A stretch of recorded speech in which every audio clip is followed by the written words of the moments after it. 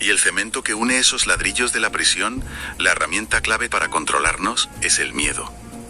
El texto suelta un juicio fulminante aquí. Dice que todos los estados modernos, sin excepción, son estados fallidos. Todos. Todos. Y no porque hagan mal los presupuestos o tengan déficit, sino porque su verdadera misión oculta es educarnos para que seamos simples replicadores del mal en vez de espíritus libres. Sí. Y lo ilustra de una forma que da bastante pena, la verdad.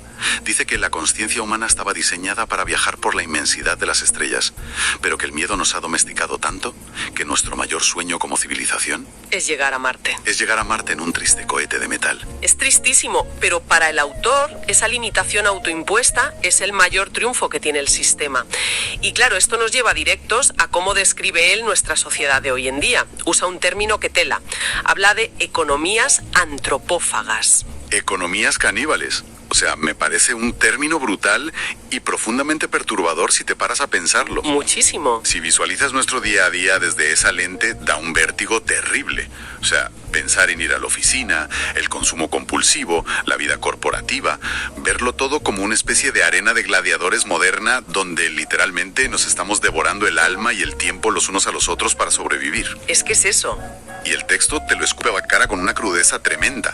Dice que este canibalismo social se ejerce a diario y encima la sociedad te lo premia dándote un mendrugo de pan y, 5 segundos de fama. Sí, el mecanismo de esta economía caníbal es la hipercompetitividad llevada al extremo más tóxico. Claro. Consiste en extraer todo el valor del otro para intentar llenar ese vacío existencial del parásito del que hablábamos. Y el autor advierte una cosa, y es que un sistema cerrado que sobrevive comiéndose a sí mismo tiene fecha de caducidad. Lógico. Es inevitable.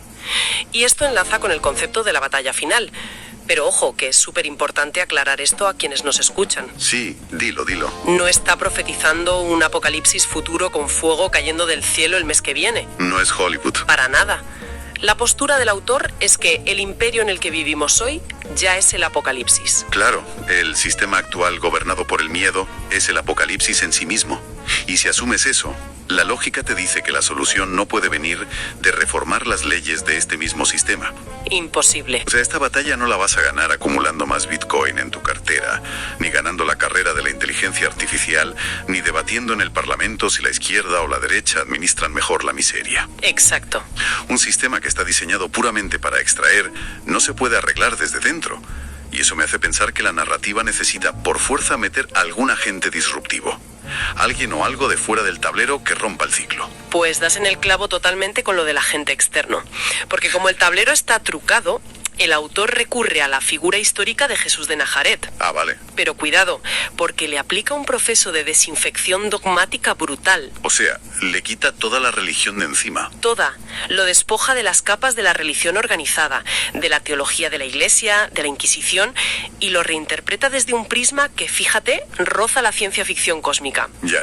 Lo presenta estrictamente como un, cito, enviado de otros mundos.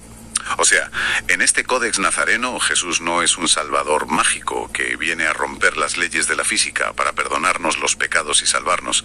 Su misión, según entiendo, es mucho más fría y pragmática. Sí. Es una conciencia cósmica enviada hace 2000 años a un territorio infectado, simplemente para darnos una notificación. Viene a decir oficialmente que el chiringuito este del imperio del mal, esta economía parasitaria, tiene los días contados. Tal cual, es un aviso de desahucio cósmico. Y el texto explica muy bien las típicas advertencias bíblicas de grandes tribulaciones o de tiempos de fuego y espada. ¿Cómo las justifica? Pues no las ve como un castigo enviado por un dios cabreado. Las explica como una reacción puramente mecánica del propio parásito. El mal sabe que su tiempo se acaba y reacciona con una pataleta destructiva, como un inquilino acorralado. Ah, claro, morir matando. Eso es. Va a intentar causar todo el dolor, el miedo y la guerra que pueda antes de que lo expulsen. Su objetivo es mantener a la humanidad aterrorizada para que sigamos olvidando quiénes somos realmente. Y aquí, fíjate, es donde a mí me surge una fricción filosófica inmensa al leer el texto. Porque el autor insiste en que este conflicto entre la conciencia y el parásito sigue un, guión que no se puede cambiar. Sí, lo menciona varias veces. Dice que es una guerra cósmica que ni siquiera nos pertenece. Que la humanidad simplemente se quedó atrapada en el fuego cruzado por culpa de aquel experimento genético del principio. Y a ver, esta visión tan determinista a mí me genera mucho rechazo. Es normal. Porque si el guión es inalterable, si el final ya está escrito en las estrellas y solo estamos viendo cómo el parásito da sus últimos coletazos violentos, pues es una perspectiva súper paralizante. Sí, te deja un poco sin agencia. Claro, la pregunta inevitable que cualquiera se haría es, si ya está todo decidido, ¿qué hacemos? ¿Nos sentamos a mirar cómo el mundo se hunde en el caos y ya está?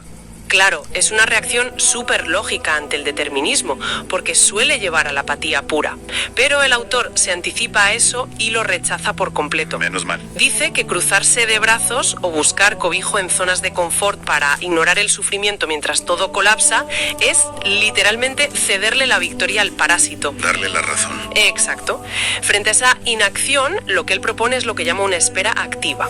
Y ojo, que no es quedarse mirando el techo meditando, exige una movilización interna brutal y un desafío constante en nuestro día a día más normal. Pero claro, si no estamos hablando de organizar ejércitos ni de montar un partido político revolucionario. A mí me intriga mucho la mecánica de esta espera activa. ¿Cómo se resiste uno a nivel puramente individual mientras la civilización se cae a pedazos? Pues se resiste retomando esos 3 ladrillos creadores que dijimos antes. El deseo, la voluntad y la decisión. Esos. Y se activan a través de 3 pilares de acción que dejó aquel enviado histórico. Son muy concretos. Amar, perdonar y ayudar de forma desinteresada. Vale, pero claro, en la superficie esto te suena a los típicos consejos morales buenistas que llevamos escuchando siglos. Claro, suenan a sermón. Suenan a sermón de domingo, pero dentro de la arquitectura de este texto en particular pillan un tono subversivo increíble.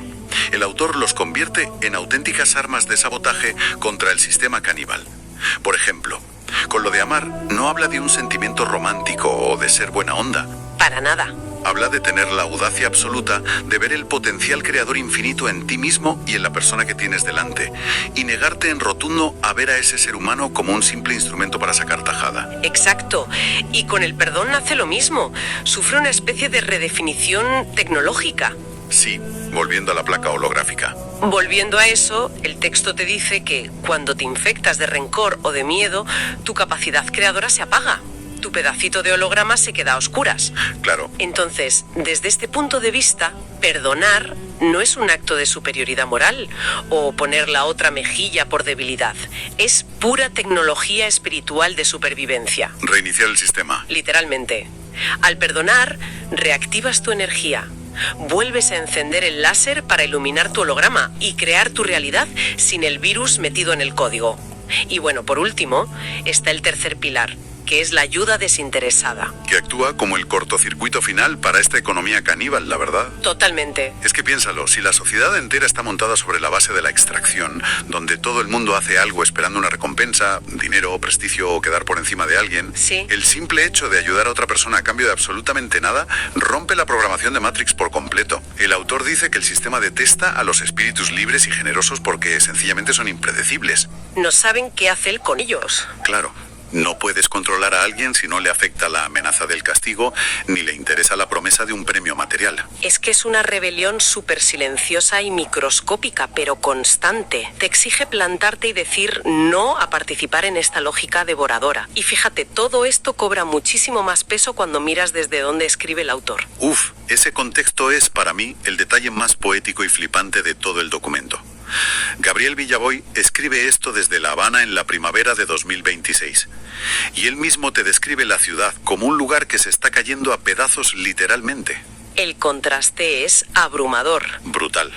Tienes a un pensador sentado en medio del deterioro más absoluto, rodeado de ruinas y promesas políticas rotas, y sin embargo desde ahí te está escribiendo sobre la inmensidad de la conciencia humana y de nuestro derecho a viajar por las estrellas. Es que él es la encarnación de su propia espera activa. Sí.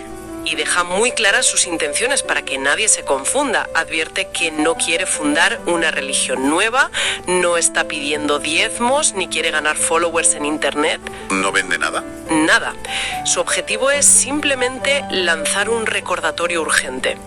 Pide que frente a todo este ruido ensordecedor del miedo fabricado y el colapso, la gente apague un poco la programación externa y empiece a afinar la oreja hacia su propia brújula, hacia su conciencia. Pues madre mía, el trayecto que hemos hecho hoy analizando este texto es gigante. O sea, empezamos pisando el asfalto de una plaza histórica encina Sí, viendo los tanques. y analizando el universo cerrado del autoritarismo. Luego pasamos a esa imagen tan perturbadora de un mercado global de 9.000 millones de personas gobernadas por líderes vampirizados. Luego la hipótesis del primate cósmico infectado. Exacto, el virus de la separación que nos lleva al canibalismo social. Y, al final, la propuesta de que la forma de sabotear este imperio no requiere de violencia, sino de aplicar a diario y sin descanso el perdón y la generosidad pura. A ver, es un mapa conceptual que te obliga a desmontar por completo cómo miras las noticias o la historia y sobre todo cómo te relacionas con la gente en tu día a día. Sí. Te pide que mires la realidad entendiendo que cada decisión personal que tomas tiene un impacto cósmico. Y precisamente en esa decisión personal es donde creo que está el cierre perfecto para este espacio. Porque el texto original termina lanzando una pregunta súper directa, volviendo a la foto del principio. Sí. El autor pregunta: ¿a quién estás escuchando cada vez que ves imágenes como la de aquel hombre anónimo que se paró frente a una columna de tanques en 1989, saturadísimo de noticias alarmistas, de redes sociales diseñadas con algoritmos para exprimir nuestra indignación y meternos miedo? Es fascinante preguntarse qué aspecto tiene hoy, en nuestra rutina más invisible, ser ese hombre frente al tanque. Es una gran pregunta. Quizás el mayor acto de insubordinación antisistema y la verdadera valentía cósmica no consisten en salir en las noticias o liderar una manifestación gigante. Quizás, simplemente, consistan en la decisión radical y totalmente anónima de perdonar a alguien en silencio hoy, o de ayudar a otra persona a cambio de nada. Totalmente.